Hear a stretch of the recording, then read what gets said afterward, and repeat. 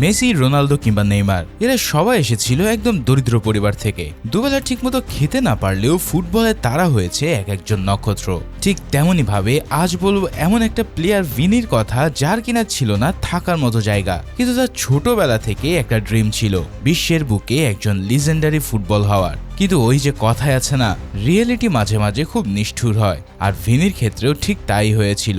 দারিদ্রতার অভাবের কারণে কোনো ভালো ক্লাবে সে টিকতে পারেনি, আর এখন সে নিজে ফুটবল থেকে যোজন যোজন দূরে সরে গেছে। তবে একদিন সে পেয়ে যায় ওয়ার্ল্ড কাপ খেলার সুযোগ, যেখানে সকল দেশের হোমলেস মানুষদের নিয়ে আয়োজন করা হয়েছিল। শেষ পর্যন্ত কি ঘটে তা জানতে নিয়ে এলাম দ্য বিউটিফুল গেম মুভির এক্সপ্লেনেশন, যার শুরুটা হয় ভিনিকে দেখিয়ে। ভিনি আজ এখানে এসেছে একটা ফুটবল ম্যাচ দেখতে। হঠাৎ করে একটা জোরালো শট আর বলটা ছিটকে চলে আসে একদম ভিনির পায়ের কাছে, আর সেই মুহূর্তে ভিনির ভিতরের ঘুমিয়ে থাকা প্লেয়ারটা যেন হঠাৎ করে জেগে ওঠে। তাই সে কোনো কিছু না ভেবে সোজা মাঠে ঢুকে পড়ে, আর বল পাওয়ার পরে তার বডি ল্যাঙ্গুয়েজ একদমই চেঞ্জ হয়ে যায়। সে 2-3 প্লেয়ারকে এমন ভাবে কাটিয়ে ডজ দেয় যে মাঠে সবাই জাস্ট হা হয়ে তাকায়। আর ফাইনালি যখন সে একটা জাদুকরি বলটা সোজা টেনে নেটের মধ্যে জড়িয়ে দেয়, তখন তার সেলিব্রেশন দেখে মনে হয় সে যেন ওয়ার্ল্ড কাপ জিতে গেছে। কিন্তু তার এই সেলিব্রেশন দেখে অপোনেন্ট টিমের কিছু প্লেয়ার তাকে নিয়ে রীতিমতো মজা শুরু করে। তারা বলতে থাকে যে আরে এই ছেলে কি ফুটবলের বোঝে নাকি যে মাঠে লাফালাফি করছে। এই অপমানজনক কথাগুলো শুনে ভিনির ইগোতে চরম একটা আঘাত লাগে, কারণ সে জানে তার স্কিল কতটা হাই। ঠিক সেই মুহূর্তে সেখানে এন্ট্রি নেয় এই লোকাল টিমের কোচ মেল। সে এসে সিচুয়েশনটা একটু হ্যান্ডেল করার চেষ্টা করে, কিন্তু ভিনি তো তখন ফুল অন ফায়ারে জ্বলছে। সেই সোজা কোচকে চ্যালেঞ্জ করে বসে, আমাকে জাস্ট একবার সুযোগ দিন, আমি দেখিয়ে দিচ্ছি আমি কেমন খেলি। কোচ মেল তখন একটু হেসে তার টিমের সবচাইতে সেরা গোলকিপার কেভিনের সাথে তার পরিচয় করিয়ে দেয়। কেভিনের অ্যাটিটিউড এমন ছিল যেন তাকে গোল করা কোনো মানুষের পক্ষে পসিবল নয়। কিন্তু ভিনি যখন বল নিয়ে তার সামনে দাঁড়ায়, তখন সিনারিও পুরোই চেঞ্জ। জাস্ট কয়েকটা মুভ আর বুম, চোখের পলকে বল নেটের ভিতরে, আর কেভিন জাস্ট ড্রাইভ দিয়ে মাটিতে পড়ে থাকে। সবাই ভাবতে থাকে যে এটা কাকতালীয়, কিন্তু ভিনি এর পর আরো কয়েকটা গোল করিয়ে সবাইকে বুঝিয়ে দেয় this is not a joke. সে আসলে একটা মাস্টার ক্লাস প্লেয়ার। এখন কোচ মেল কিন্তু বাইরে থেকে শান্ত থাকলেও ভেতরে ভেতরে সে বুঝে গিয়েছিল যে সে একটা ডায়মন্ড খুঁজে পেয়েছে। সেই সাথে সাথে ভিনিকে তাদের টিমে ইনভাইট করে বসে, আর জানায় যে এই বছর ইটালির রোমে হোমলেস ওয়ার্ল্ড কাপ নামের একটা বিশেষ টুর্নামেন্ট হতে যাচ্ছে। এটা ভিনির জন্য আবার ফুটবলে ফিরে আসার একটা সুবর্ণ সুযোগ হতে পারে। কিন্তু ভিনি সাথে সাথে অফারটা রিজেক্ট করে দেয়, কারণ সে নিজের ইগোতে মানতে পারছিল না যে সে একজন হোমলেস বা আশ্রয়হীন প্লেয়ার হিসেবে খেলবে। এদিকে লাঞ্চের সময় যখন টিমের অন্যান্য প্লেয়াররা তাকে নিয়ে একটু হাসি ঠাট্টা করছিল, তখন মেল তাকে বিষয়টা ক্লিয়ার করে। সে জানায় যে এই টুর্নামেন্ট মূলত তাদের জন্যই যারা লাইফে হোঁচট খেয়েছে, কিন্তু তাদের ভিতরে এখনো আগুন জ্বলছে নিজেকে প্রমাণ করার জন্য। আসলে ভিনির অতীতটা ছিল অনেক কষ্টের। একসময় সে ওয়েস্ট হাম ইউনাইটেডের মতন বড় টিমের ইয়ুথ স্কোয়াডে ছিল, কিন্তু সেখানে বড়লোক ছেলেদের দামি বুট আর প্রপার ট্রেনিং এর কাছে ভিনির ন্যাচারাল ট্যালেন্টটাই হেরে যায়। প্রথম রাউন্ডেই তাকে কোনো কারণ ছাড়াই বাদ দেওয়া হয়, আর সেই ট্রমা থেকে সে ফুটবলকে চিরতরে গুড বাই জানায়। কিন্তু মেল তাকে অনেক বোঝানোর চেষ্টা করে, এমনকি তাকে একটা কার্ডও দেয় যাতে সে পরে যোগাযোগ করতে পারে। কিন্তু ভিনি জেদ ধরে সেখান থেকে চলে আসে। তবে তার এই জেদ আর রিয়েলিটির মাঝে অনেক বড় একটা গ্যাপ ছিল, যেটা সে সেদিন রাতেই বুঝতে পারে। সে ছিল একজন ডেলিভারি ম্যান, আর ডেলিভারি টার্গেট পূরণ করতে না পারায় তার বস তাকে জঘন্যভাবে গালাগালি করে চাকরি থেকে বের করে দেয়। রাত নামলে যখন পুরো শহর ঘুমাচ্ছে, ভিনি তখন তার সে পুরাতন ভাঙা গাড়িতে এসে শুয়ে পড়ে, আর তার চোখের সামনে ভেসে ওঠে তার জীবনের ব্যর্থতার চিত্র। পরের দিন সকালে একদম ছন্নছাড়া অবস্থায় সে একটা কফি শপে যায়, আর সেখানে টিভিতে চলতে থাকা একটা লাইভ ফুটবল ম্যাচ দেখে তার ভিতরে সব জমে থাকা কষ্টগুলো মোটিভেশন হয়ে ফিরে আসে। সে রিয়েলাইজ করে ফুটবল ছাড়া তার জীবনে আর কিছুই নেই, আর এই একটা জিনিসই তাকে হয়তো আবারও বাঁচার স্বপ্ন দেখাতে পারে। তাই আর কোনো কিছু না ভেবে সে সোজা কোচের কাছে চলে আসে এবং রোমে সেই টুর্নামেন্টে যাওয়ার জন্য ফর্ম ফিল আপ করে নেয়। এখন টিমে জয়েন করার কয়েকদিন পরেই শুরু হয়ে যায় ভিনিদের স্বপ্নের রোম যাত্রা। আর এই জার্নিটা মোটেও কোনো নর্মাল ট্রিপ ছিল না। এয়ারপোর্টে যখন সবাই ফ্লাইটের জন্য ওয়েট করছিল, ঠিক তখনই সেখানে এন্ট্রি নেয় নাথান নামের এক প্লেয়ার এবং তার মা। নাথানের মা ভিনিকে দেখে একটু ভরসা পায়, হয়তো ভিনির চেহারার ভিতরে একটা ম্যাচুরিটি ছিল, তাই সে তাকে রিকোয়েস্ট করে যেন রোমে গিয়ে সে নাথানের দিকে একটু খেয়াল রাখে। কিন্তু ভিনির তো তখন ফুল অ্যাটিটিউড মুড অন করা। সে মুখের উপর স্ট্রেট কাট বলে দেয় নিজের খেয়াল যে না রাখতে পারে তাকে ওয়ার্ল্ড কাপে যাওয়ার দরকার নেই। এই বলে সে খুব রুডলি সেখান থেকে সরে যায়। আসলে ভিনি মনে করতো ইমোশন বা দুর্বলতা দেখানোর মানে হলো পিছে পড়ে যাওয়া, তাই সে সব সময় একটা শক্ত খোলসের ভিতর নিজেকে আটকে রাখতো। এরপর প্লেনে উঠে কয়েক ঘন্টা লম্বা আর এক্সাইটিং জার্নি শেষ করে যখন তারা ফাইনালি রোমে ল্যান্ড করে, তখনকার সিনারিও ছিল জাস্ট দেখার মতো। রোম শহরটা যেন তখন একটা আস্ত ফুটবল ফেস্টিভ্যালে পরিণত হয়েছিল, যেখানে অলরেডি বিভিন্ন দেশের 170 জন হোমলেস প্লেয়ার এসে হাজির। তোমরা হয়তো ভাবছো এটা জাস্ট একটা নর্মাল টুর্নামেন্ট, কিন্তু বিলিভ মি, এখানে ব্রাজিল, আর্জেন্টিনা থেকে শুরু করে ইউক্রেন আর সাউথ আফ্রিকার মতো বাঘা বাঘা সব টিম তাদের কান্ট্রিকে প্রাউডলি রিপ্রেজেন্ট করছিল। পুরো শহর জুড়ে একটা পজিটিভ ভাইব কাজ করছে, কারণ সবাই এখানে এসেছে নিজের অন্ধকারের অতীতকে মেরে ফেলে নতুন করে বেঁচে থাকার। এভাবেই ওপেনিং সেরেমনিতে বিশাল এক আয়োজনের মাধ্যমে হোস্ট যখন সবাইকে ওয়েলকাম জানায়, তখন সবার চোখে মুখে অন্যরকম একটা স্পার্ক আর ডেডিকেশন দেখা যাচ্ছিল। কারণ স্টেজে দাঁড়ানো অ্যানাউন্সাররা সবাইকে মনে করিয়ে দেয় যে এটা কোনো খেলা নয়, বরং তাদের সবার লাইফের জন্য একটা কামব্যাক করার মাস্টার ক্লাস। এই টুর্নামেন্টের পারফরমেন্সই হয়তো তাদের জীবনের নেক্সট চ্যাপ্টার ডিসাইড করে দেবে। কিন্তু এত সব এক্সাইটমেন্টের মাঝেও ভিনির মেজাজটা আবার চরমভাবে খারাপ হয়ে যায়। আসলে যখন সে জানতে পারে যে হোটেলে তার রুমমেট হিসেবে পড়েছে সেই অপছন্দের নাথান, তখন থেকেই তার মেজাজ খারাপ। এমনিতেই এয়ারপোর্টে নাথানের মায়ের সাথে তার একটা বাজে ইন্টারাকশন হয়েছিল। এছাড়াও তার উপর সে রুমে ঢুকেই এমন একটা জিনিস দেখে ফেলে যেটার জন্য সে মোটেও আশা করেনি। সে খেয়াল করে নাথান তার ব্যাগ থেকে কিছু একটা বের করে গোপনে হার্ডকোর ড্রাগস নিচ্ছে। একজন স্পোর্টসম্যানের এমন অবস্থা দেখে ভিনির মাথায় রক্ত উঠে যায়, কারণ ফুটবলের প্রতি তার রেসপেক্ট ছিল অনেক উঁচুতে।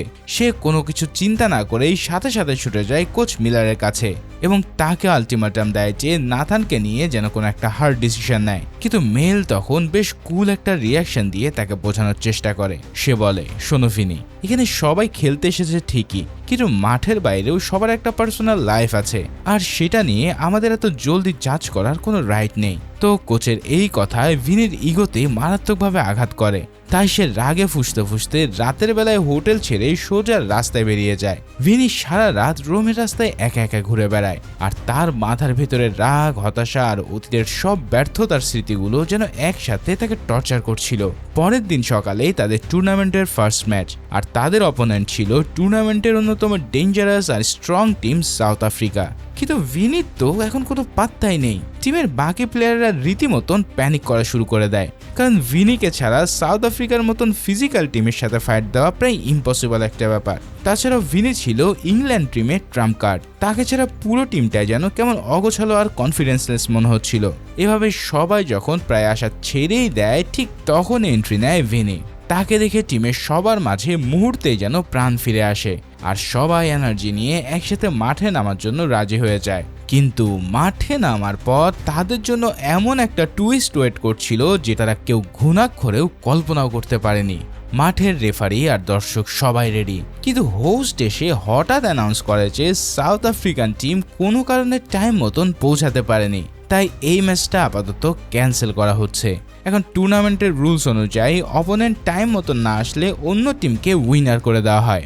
এই কথা শোনার পর ইংল্যান্ড টিমের রিয়াকশন ছিল জাস্ট দেখার মতো, কারণ সাউথ আফ্রিকার মতন জায়ান্ট টিমের সাথে না খেলেই তারা ওয়াক ওভার পেয়ে যায় এবং ফ্রিতে 3 পয়েন্ট তাদের ঝুলিতে চলে আসে। এখন এই অপ্রত্যাশিত 3 পয়েন্ট তাদের কনফিডেন্সের লেভেল এক ধাক্কায় অনেক গুণে বাড়িয়ে দেয়, কেননা তাদের নেক্সট হাই ভোল্টেজ ম্যাচ ছিল পর্তুগালের সাথে। কোচ মেল তখন সবাইকে মোটিভ করে বোঝায় যে পর্তুগালকে কোনো মতো হারাতে পারলে তারা গ্রুপ চ্যাম্পিয়ন হয়ে নকআউটে চলে যাবে, এবং এর ফলে তারা নিজেদের প্রতিপক্ষ নিজেরাই পছন্দ করার মতন একটা হিউজ অ্যাডভান্টেজ পাবে। তবে সেই পর্তুগাল ম্যাচের রুদ্ধশ্বাস উত্তেজনায় ঢোকার আগে এক্সপ্লেইনটা যদি তুমি এনজয় করে থাকো তাহলে একটা লাইক করে দিও। তো শুরু হতে যাচ্ছে পর্তুগালের সাথে এক হাড্ডাহাড্ডি লড়াই, যেখানে চিটিং, রেড কার্ড আর ভিনির জাদুকরি কামব্যাক অপেক্ষা করছে। তোমরা কি ভাবতে পারছো বিনা পরিশ্রমে পাওয়া এই 3 পয়েন্ট ইংল্যান্ড টিমের কনফিডেন্স ঠিক কতটা বুস্ট করেছিল? তারা তো ভেবেই নিয়েছিল যে টুর্নামেন্টে হয়তো বেশ ইজি হতে যাচ্ছে, কিন্তু রিয়ালিটি সবসময় এতটা মিষ্টি হয় না। আর পর্তুগালের সাথে মাঠে নামার পর তারা ঠিক সেটা হারে হারে টের পায়। খেলা শুরু হতেই পর্তুগিজ প্লেয়াররা তাদের আসল রূপ দেখানো শুরু করে। আসলে তাদের স্ট্র্যাটেজি ছিল চরম লেভেলের এগ্রেসিভ আর ডার্টি। তারা জাস্ট নর্মাল ফুটবল খেলছিল না, বরং রেফারির চোখ ফেরাতেই তারা ইংল্যান্ডের প্লেয়ারদের ইচ্ছা মতন ট্যাকেল করা শুরু করে। এই ধরনের সাইলেন্ট চিটিং আর ফিজিক্যাল অ্যাটাকের কারণে ইংল্যান্ড টিমের পুরো ফরমেশন শুরুতেই ভেঙে যায়। প্লেয়াররা নার্ভাস হয়ে যায় এবং দেখতে দেখতে পর্তুগাল খুব ইজিলি পরপর 2টো গোল করে বসে। আর এই জিনিসটা ছিল ইংল্যান্ডের জন্য সবচেয়ে বিশাল ধাক্কা। মাঠের বাইরে সাইড লাইনে দাঁড়িয়ে কোচ মেল এই পুরো চিটিং এর ব্যাপারটা একদম পরিষ্কার দেখতে পাচ্ছিল।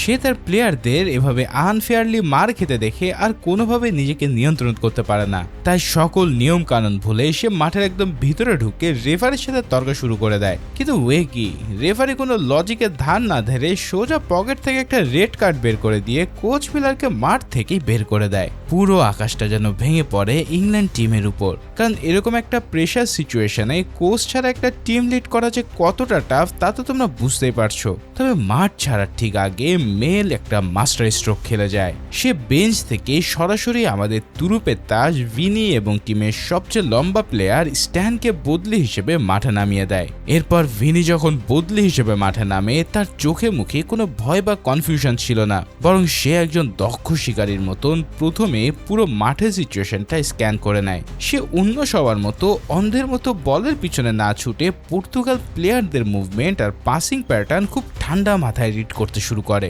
জাস্ট কয়েক মিনিটের অবজারভেশন আর তারপরেই শুরু হয় ভিনির সেই আইকনিক জাদুকরি কামব্যাক। সে তার ইনসেন ড্রিবলিং আর রকেট স্পিড দিয়ে এক এক পর্তুগিজ ডিফেন্সকে রীতিমতো নাচাতে শুরু করে দেয়। একের পর এক ডিফেন্ডার কাটিয়ে সে যখন পরপর কয়েকটা গোল স্কোর করে তখন স্টেডিয়ামে সবাই অবাক হয়ে যায়। কিন্তু পর্তুগাল টিমও মোটেও কম চালাক ছিল না। তারা খুব জলদি বুঝে যায় যে ভিনির কাছে বল গেলেই সেটা ডেঞ্জারাস। তাই তারা নিজেদের স্ট্র্যাটেজি বদলে ম্যান টু ম্যান মার্কিং করে ভিনিকে পুরোপুরি ব্লক করে ফেলে।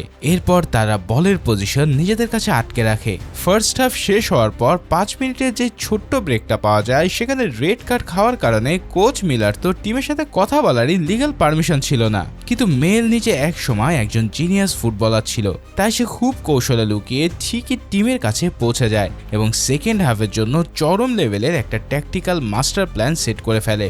সেই স্ট্যানকে একটি স্পেশাল ডিউটি দেয়, কারণ স্ট্যান ছিল পুরো টুর্নামেন্টের অন্যতম লম্বা একজন প্লেয়ার। মেলের প্ল্যানটা একদম সিম্পল। সেই স্ট্যানকে বলে জাস্ট একটা টোপ হিসেবে কাজ করতে। প্লেয়াররা উঁচু করে বল স্ট্যানকে দেবে আর স্ট্যান সেই বল রিসিভ করে কোনো রিস্ক না নিয়ে সোজাসুজি ভিনির কাছে পাস করে দেবে। কিন্তু সেকেন্ড হাফ শুরু হতেই স্ট্যানের ভিতরে একটা হিরো সাজার মারাত্মক অ্যাটিটিউড জেগে ওঠে। তাই সে ভিনিকে পাস না দিয়ে নিজে গোল করার ট্রাই বারবার করতে থাকে। এদিকে স্ট্যানের এই সেলফিশ বোকামি সুযোগ নিয়ে পর্তুগাল টিম মারাত্মক কাউন্টার অ্যাটাক করে বসে আর এরই মাঝে আরো 2টো গোল দিয়ে দেয়। এই ম্যাচটা ইংল্যান্ডের হাত থেকে প্রায় ফসকে যেতে বসে। আর ঠিক সেই মুহূর্তে স্ট্যান চরম একটা রিয়েলিটি চেক খায়। সে নিজের চোখে দেখতে পায় যে তার এই পার্সোনাল ইগোর কারণে পুরো টিমের এতদিনের স্বপ্ন আজ ধুলোয় মিশে যাচ্ছে। তাই সে সাথে সাথে নিজের ভুল শুধরে নিয়ে কোচের দেওয়া প্ল্যান অনুসারে পারফেক্টলি খেলতে শুরু করে। আর যখনই সে হাই বল রিসিভ করে সে আর নিজে শট না দিয়ে ডিরেক্ট ভিনিকে পাস দিয়ে দেয়, যার ফলে ভিনি একবারে ফাঁকা বল পেয়ে পায়ের জাদুতে পুরো গেমের মোড় একদম ঘুরিয়ে দেয়। ভিনি যেন একটা অপ্রতিরোধ্য মেশিনে পরিণত হয় এবং অবিশ্বাস্য বিশাল এক ব্যবধানে তারা পর্তুগালকে মাঠের মধ্যে ক্রাশ করে ফেলে। এখন তোমরা হয়তো ভাবছিলে সাউথ আফ্রিকার টুর্নামেন্ট থেকে একদম আউট হয়ে গেছে আর ইংল্যান্ডও বিনা কষ্টে কাপ নিয়ে ঘরে ফিরবে, কিন্তু কাহিনীতে এখানেই সবচেয়ে বড় টুইস্ট লুকিয়ে আছে যা পুরো গেমের ডাইনামিক্স চেঞ্জ করে দেয়। যখন ইংল্যান্ড টিম তাদের 6 পয়েন্ট নিয়ে রীতিমতো হাওয়ায় ভাসছিল ঠিক তখনই সারপ্রাইজ এন্ট্রি নেয় সাউথ আফ্রিকান টিম। তাদের আসলে টুর্নামেন্টে আসতে একটু দেরি হয়ে গিয়েছিল আর হোস্টের এরকম উষ্ণ ওয়েলকাম জানানো দেখে বোঝা যাচ্ছে যে এরা কতটা হেভি ওয়েট আর রেসপেক্টেড একটা টিম। এবার ভিনি যখন মাঠের এক কোনায় একা একা তার স্কিল প্র্যাকটিস করছিল তখন সাউথ আফ্রিকান টিমের কোচ, যে কিনা পেশা একজন নান বা সিস্টার, তার নজর পড়ে ভিনির উপর। সিস্টার ফ্রান্সিস নামের এই নারী কোচ প্রথম দেখাতেই তার ফুটবলার্স আই দিয়ে বুঝে যায় যে ভিনির পায়ে কিছু স্পেশাল আছে। তাই সে সরাসরি ভিনির কাছে এসে তার ইগোতে একটা মারাত্মক খোঁচা মারে। সে বলে যে বিনা পরিশ্রমে পাওয়া 3 পয়েন্ট নিয়ে তোমার মতন একজন ট্যালেন্টেড প্লেয়ার সত্যি কি রাতে ঘুমাতে পারবে? তার এই ছোট্ট একটা সাইকোলজিক্যাল খেলা ভিনির স্পোর্টসম্যান স্পিরিটকে একদম জাগিয়ে তোলে। আর এই সুযোগেই সেই কোচ তাদেরকে একটা ভলেন্টিয়ার বা এক্সট্রা ম্যাচ খেলার চ্যালেঞ্জ করে দেয়। ভিনি তখন নিজের ইগোকে সামলাতে আর কোনো কিছু চিন্তা না করেই একটা প্রীতি ম্যাচ খেলার চ্যালেঞ্জ অ্যাকসেপ্ট করে নেয়। পরের দিন সকালে ব্রেকফাস্ট টেবিলে যখন হোস্ট এসে এক্সট্রা ম্যাচের ডেট জানতে চায়, তখন কোচ সহ টিমের সবারই তো চোখ কপালে ওঠার মতো অবস্থা। এরপর সবাই যখন বুঝতে পারে যে ভিনি একা একা পুরো টিমের ভাগ্য নিয়ে একটা বড় ডিসিশন নিয়ে ফেলেছে, তখন টিমের ভিতরে একটা চরম লেভেলের ব্লাস্ট হয়। নাথান আর নিজেকে কোনোভাবে কন্ট্রোল করতে না পেরে সবার সামনে ভিনিকে একজন সেলফিশ মানুষ বলে চরম অপমান করে বসে। তবে ভিনিও আর কোনো রাগঢাক না করে এমন একটা জঘন্য কথা বলে দেয় যেটা নাথানের ভিতরটা একদম ভেঙে চুরমার করে দেয়। ভিনি সবার সামনে নাথানের ড্রাগ এডিকশনের ডার্ক সিক্রেট ফাঁস করে এবং বলে, তোমার মতন ড্রাগ এডিক্ট ছেলের মুখে এসব নীতিবাক্য একদমই মানায় না। তোর মা তো জানেই না তুমি আসলে কি লেভেলের ফেক। এই ভয়ঙ্কর কথাটা শুনে নাথান মারাত্মকভাবে হার্ট হয় এবং নিজের ব্যাগ গুছিয়ে টুর্নামেন্ট ছেড়ে চিরতরে চলে যাওয়ার ডিসিশন নিয়ে ফেলে। এখানে ভিনির এই অতিরিক্ত এগ্রেসিভ আর টক্সিক বিহেভিয়ারের কারণে টিমের ভেতরে একটা গুমোট নীরবতা চলে আসে। আর ভিনি নিজেও একা হয়ে গিয়ে বুঝতে পারে যে সে রাগের মাথায় অনেক বড় একটা ব্লান্ডার করে ফেলেছে। তবে ইংল্যান্ড টিমের বাকি মেম্বাররা কিন্তু নাথানকে এত সহজেই হাল ছেড়ে দিয়ে বাড়ি যেতে দেয় না। তারা সবাই মিলে তাকে রিয়েলিটি বোঝায় যে ভিনি বাইরে থেকে রুড হলেও ভেতর থেকে সে আসলে তার কেয়ারই করে। এরপর সবাই মিলে রাতের অন্ধকারে পুরো রোম শহর তন্ন তন্ন করে ভিনিকে খুঁজতে বের হয়। ফাইনালি তাকে অনেক দূরের একটা ব্রিজের উপরে মন খারাপ করে বসে থাকতে দেখা যায়। সেখানে কেউ আর কারোর সাথে ঝগড়া বা ব্লেম গেম খেলে না, বরং তারা সবাই মিলে নিজেদের জীবনের সবচেয়ে ডার্ক, স্ট্রাগলিং আর কষ্টের স্টোরিগুলো একে অপরের সাথে শেয়ার করতে থাকে। এই ইমোশনাল কথাবার্তার মধ্যে দিয়ে প্রথমবারের মতন তারা ফিল করতে পারে যে তারা সবাই আসলে ফুটবলের বাইরেও নিজের একরকম রিজেকশন ফেস করেছে। আর এই আন্ডারস্ট্যান্ডিংটাই তাদের ভিতরের একটা সলিড টিম বন্ডিং তৈরি করে দেয়। ফাইনালি চলে আসে সেই বহুল প্রতীক্ষিত ভলেন্টিয়ার ম্যাচের দিন। আজ পুরো স্টেডিয়াম ইংল্যান্ড টিমকে ফুল সাপোর্ট করছিল, কারণ তারা একটা আনফেয়ার পয়েন্টে লোভ না করে ফেয়ার প্লে সাহসিকতা দেখিয়েছিল। কিন্তু মাঠে রেফারির বাঁশি বাজতেই ইংল্যান্ড টিম হারে হারে টের পেয়ে যায় যে সাউথ আফ্রিকা আসলে কি জিনিস। সাউথ আফ্রিকান প্লেয়ারদের ট্যাকটিক্স, ফিজিক্যাল স্ট্রেংথ আর পাসিং স্ট্র্যাটেজি এতটাই নিখুঁত ছিল যে ভিনি আর তার টিম তাদের মুভমেন্ট রিড করতে পুরোপুরি ফেল মারে। চোখের পলকেই কোনো সুযোগ না দিয়ে সাউথ আফ্রিকা ইংল্যান্ডের জালে পরপর দুটো মারাত্মক গোল জড়িয়ে দেয়। আর এই চরম প্রেসারে নাথান তার লাস্ট কনফিডেন্টটুকু হারিয়ে মাঠের ভিতরে একদম স্ট্যাচু হয়ে পড়ে। যদিও তাকে পরে বদলি করে অন্য প্লেয়ার নামানো হয়, কিন্তু ততক্ষণে গেম পুরোপুরি সাউথ আফ্রিকার কন্ট্রোলে চলে গেছে। আর ফাইনালি ইংল্যান্ড 3-0 গোলের এক বিশাল ব্যবধানে ম্যাচটা খুব বাজেভাবে হেরে যায়। বুঝতেই পারছো, ভিনির জাস্ট একটা ইগো ড্রিভেন ডিসিশনের কারণে তারা তাদের টপ পজিশন থেকে সোজা র্যাঙ্কিংয়ে অনেক দূরে ছিটকে পড়ে। আর এছাড়াও পুরো টিমের উপর নেমে আসে এক চরম হতাশা। এখন সাউথ আফ্রিকার কাছে এই হারার পর ইংল্যান্ড টিমের র্যাঙ্কিং অনেক নিচে নেমে যায়। তাদের ফাইনালে যাওয়ার স্বপ্ন প্রায় শেষই হতে বসেছিল। এখন তাদের সামনে কেবল একটাই রাস্তা খোলা, আর সেটা হলো পরবর্তী ম্যাচে জাপানের সাথে একটা বিশাল মার্জিনে জিততে হবে, যাতে করে তারা পয়েন্ট কভার করে আবার টপ পজিশনে ব্যাক করতে পারে। এখানে জাপান টিমটা এই টুর্নামেন্টে সবচেয়ে দুর্বল আর বয়স্ক প্লেয়ারদের নিয়ে তৈরি করা ছিল, তাই সবাই ভেবেছিল এটা ইংল্যান্ডের জন্য একদম ডাল ভাত একটা ম্যাচ হতে যাচ্ছে। কিন্তু ম্যাচের আগে জাপানিজ কোচ তার টিমকে একটা ইমোশনাল স্পিচ দেয়। সে বলে, আমরা এখানে জিততে আসিনি, আমরা এসেছি সুন্দর কিছু মেমোরি তৈরি করতে, তাই জাস্ট নিজেকে নিয়ে প্রাউড ফিল করো আর অন্তত একটা গোল করে এসো। কোচের এমন ইমোশনাল স্পিচ জাপানি প্লেয়ারদের ভিতরে একটা স্পিড ঢুকিয়ে দেয়। তাই খেলা শুরু হতেই তারা ইংল্যান্ডের ডিফেন্স চুরমার করে পরপর দুটো গোল দিয়ে পুরো স্টেডিয়ামকে স্তব্ধ করে ফেলে। নিজেদের চেয়ে এত দুর্বল একটা টিমের কাছে দুটো গোল খাওয়ার পর ইংল্যান্ডের প্লেয়াররা পুরো কনফিডেন্স হারিয়ে ফেলেছিল। তবে ঠিক তখনই ভিনির ভিতরকার সেই পুরানো বিস্ট আবার অন হয়ে যায়। সে বুঝতে পারে এখানে হাল ছেড়ে দেওয়া মানেই তাদের এতদিনের সব হার্ডওয়ার্ক জিরো হয়ে যাওয়া। তাই সে প্রফেশনাল ক্যারিয়ারে সমস্ত এক্সপেরিয়েন্স এই এক ম্যাচে ঢেলে দেওয়ার ডিসিশন নেয়। ভিনি তার রকেট গতির পাসিং আর ইনসেন্ট ড্রিবলিং দিয়ে জাপানি প্লেয়ারদের রীতিমতো গোল খাইয়ে ছাড়ে। আর এরপরে শুরু হয় একের পর এক গোল দেওয়া। ধাওয়া। দেখতে দেখতে স্কোর বোর্ডে জাপান 2 আর ইংল্যান্ডের গোলের সংখ্যা হয়ে যায় 9। কিন্তু নেক্সট রাউন্ডের অ্যাডভান্টেজ পাওয়ার জন্য তাদের মিনিমাম 10 গোল করা ম্যান্ডেটরি ছিল, আর ঘড়ির কাঁটায়ও তখন মাত্র কয়েক সেকেন্ড বাকি। জাস্ট লাস্ট মোমেন্টে রেফারি যখন বাঁশি বাজানোর প্রস্তুতি নিচ্ছে, ঠিক তখনই ভিনি তার আইকনিক বাঁ পায়ের এক অবিশ্বাস্য শটে 10ম গোলটা কনফার্ম করে। ফাইনালি তারা এই সেমিফাইনালের 100% গ্যারান্টেড টিকিট কেটে নেয়। এত বড় একটা জয়ের পর যখন সবাই হোটেলে ফিরে চরম সেলিব্রেশনে মাতবে বলে ভাবছিল, ঠিক তখনই তাদের জন্য একটা বিশাল বড় ব্যাড নিউজ অপেক্ষা করে। তারা হোটেলে গিয়ে জানতে পারে যে অতিরিক্ত ড্রাগস নেওয়ার কারণে নাথানের মানসিক অবস্থা একদম শেষ। তার মেমোরি লস থেকে শুরু করে আরো অনেক সিরিয়াস প্রবলেম ফেস করছে। রিয়েলিটির এই চরম ধাক্কা খেয়ে নাথান ফাইনালি রিয়েলাইজ করে যে তার একটা প্রপার ট্রিটমেন্ট দরকার। তাই সে সবাইকে বিদায় জানিয়ে টুর্নামেন্টের মাঝপথে বাড়ি যাওয়ার ডিসিশন নেয়। এখন নাথানের এই বিদায়টা টিমের সবার কাছে অনেক কষ্টের ছিল, বিশেষ করে ভিনির কাছে, কারণ তাদের ভিতরকার সম্পর্কটা সবচেয়ে বেশি কমপ্লেক্স আর ইমোশনাল ছিল। তবে এই ইমোশনাল ধাক্কা সামলে উঠে ইংল্যান্ড টিম পরের দিন মেক্সিকোর সাথে তাদের কোয়ার্টার ফাইনালের ম্যাচে নামে এবং ভিনির ব্রিলিয়ান্ট লিডারশিপে খুব ইজিলি ম্যাচটা জিতে সেমিফাইনালে তাদের জায়গাটা পক্ত করে ফেলে। এদিকে মেক্সিকোকে হারানোর পর ইংল্যান্ড টিমের এক্সাইটমেন্ট একদম টপ লেভেল হয়ে যায়, কিন্তু তাদের সেমিফাইনালের অপোনেন্ট ছিল অন্যতম পাওয়ার হাউস ইতালি, আর নাথান চলে যাওয়ায় ইংল্যান্ডের একজন স্ট্রং প্লেয়ার শর্ট পড়ে যায়। এখানে টুর্নামেন্টের রুলস অনুযায়ী তারা অন্য টিম থেকে একজন প্লেয়ার ধার নিতে পারত, তাই হোস্ট তাদের জন্য আর্জেন্টিনার একজন প্লেয়ার আলদোকে অ্যারেঞ্জ করে দেয়। এই আলদো প্রথম দিকে বেশ ভালোই খেলছিল, কিন্তু খেলার মাঝপথে ইংল্যান্ড যখন একটা দামি ফ্রি কিক পায় তখন সবাইকে অবাক করে দিয়ে আলদো ইচ্ছে করে বলটা নেটের দিকে নামের একদম আকাশে উড়িয়ে দেয়। এই দৃশ্য দেখে ভিনি সাথে সাথে পলিটিক্সটা ধরে ফেলে। সে বুঝতে পারে যে আলদো আসলে তাদেরকে হারিয়ে দেওয়ার জন্য ইতালির স্পাই হয়ে টিমে ঢুকেছে।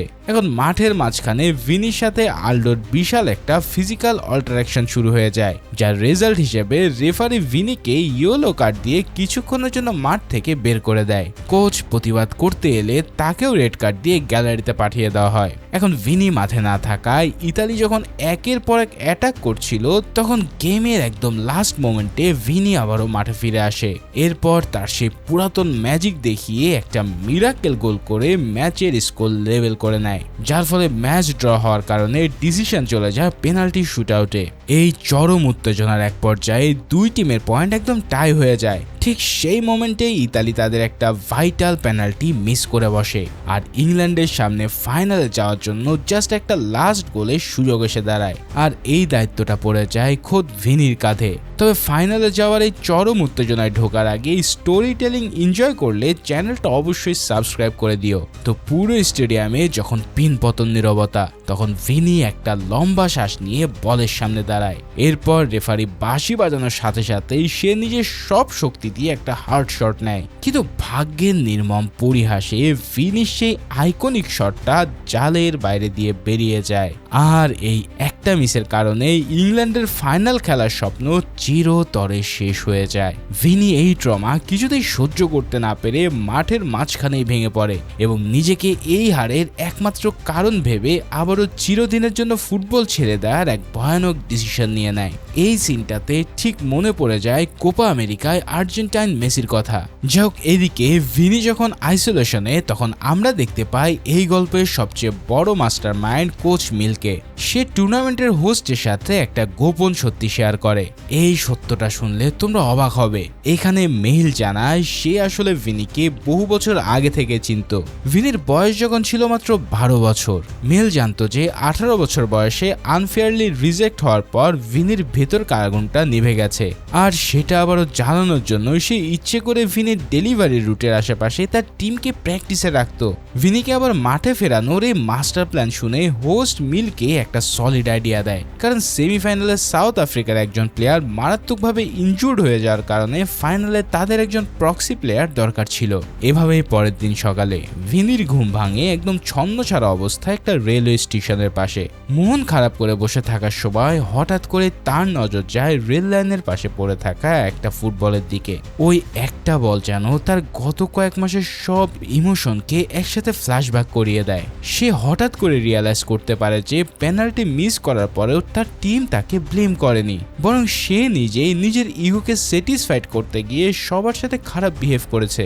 এই রিয়েলিটি চেক খাওয়ার পর ভিনি এক সেকেন্ডও ওয়েট করে না, তাই সে পাগলের মতন দৌড়াতে শুরু করে স্টেডিয়ামের দিকে, কারণ সে যে কোনো মূল্যে তার টিমের সাথে থার্ড প্লেস নির্ধারণী ম্যাচটা খেলতে চায়। কিন্তু ব্যাড লাক, সে পৌঁছানো ঠিক কয়েক সেকেন্ড আগেই গার্ড মেন দরজা লক করে দেয়, আর ভিনির হাজার রিকোয়েস্ট সত্ত্বেও তাকে আর ভিতরে ঢুকতে দেওয়া হয় না। এদিকে স্টেডিয়ামের বাইরে একটা উঁচু জায়গায় দাঁড়িয়ে ভিনি যখন দেখছিল, তখন ভেতরে ইংল্যান্ড টিম খেলছিল টুর্নামেন্টের অন্যতম টাফ ইউএসএ উইমেন্স টিমের সাথে।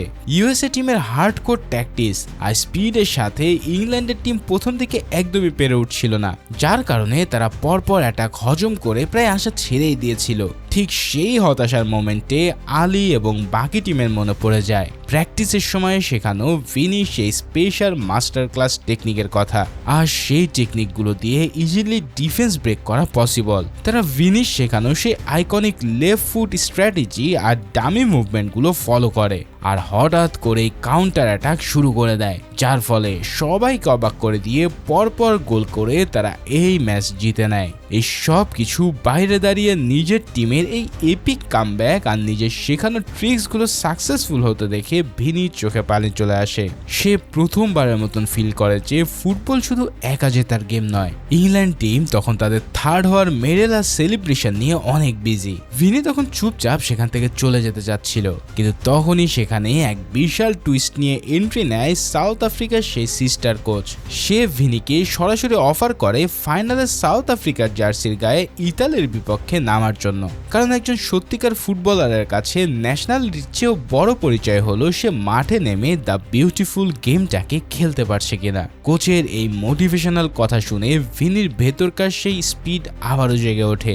সে সাউথ আফ্রিকার জার্সি গায়ে সোজা ফাইনালের মহরণে এন্ট্রি নেয়। তাকে মাঠে নামতে দেখে কোচ মেল আর ইংল্যান্ডের পুরো টিম গ্যালারি থেকে চেয়ার আপ করতে থাকে। এই দৃশ্য দেখে মনে হয় ভিনি সাউথ আফ্রিকান নয়, বরং তাদেরকে হয়তো রিপ্রেজেন্ট করতে আসছে। এভাবে ইতালির সাথে ফাইনাল ম্যাচটা জাস্ট মাইন্ড ব্লোয়িং লেভেলের ইন্টেন্স ছিল, কারণ দুই টিমের হাড্ডাহাড্ডি লড়াইয়ে স্কোর কার্ড 3-3 পয়েন্টে আটকে যায়। তবে খেলার একদম লাস্ট মিনিটে যখন সবাই পেনাল্টির ভয়ে কাঁপছে, ঠিক তখনই ভিনি তার ক্যারিয়ারে সেরা একটা পাস রিসিভ করে। এরপর সে বল নিয়ে ঢুকে যায় ইতালির ডি বক্সে। তার সামনে তখন শুধু গোলকিপার, আর তার মাথায় ঘুরছে গত ম্যাচে সে ভয়ানক ট্রমা। কিন্তু এবার ভিনি কোনো কনফিউশন ছাড়াই একটা বুলেট গতিতে বলটা জালের ভিতর আছড়ে ফেলে। ফাইনালি পুরো স্টেডিয়াম ফেটে পড়ে সেলিব্রেশনে, আর সাথে সাথে সাউথ আফ্রিকা জিতে নেয় ওয়ার্ল্ড কাপ। এখানেই ভিনি প্রমাণ করে দেয় যে সে আসলেও একজন ওয়ার্ল্ড ক্লাস ফুটবলার। মেডেল দেওয়ার সময় ভিনি যেহেতু প্রক্সি প্লেয়ার ছিল, তাই সে একটু দূরে দাঁড়িয়েছিল, কিন্তু কোচ মিল এসে ইংল্যান্ডের জেতা থার্ড মেডেলটা ভিনির গলায় পরিয়ে দেয় আর বলে, তুমি আমাদের আসল চ্যাম্পিয়ন। ঠিক এই সিনের মধ্যে দিয়েই এই অসাধারণ মুভিটাও এখানেই শেষ হয়।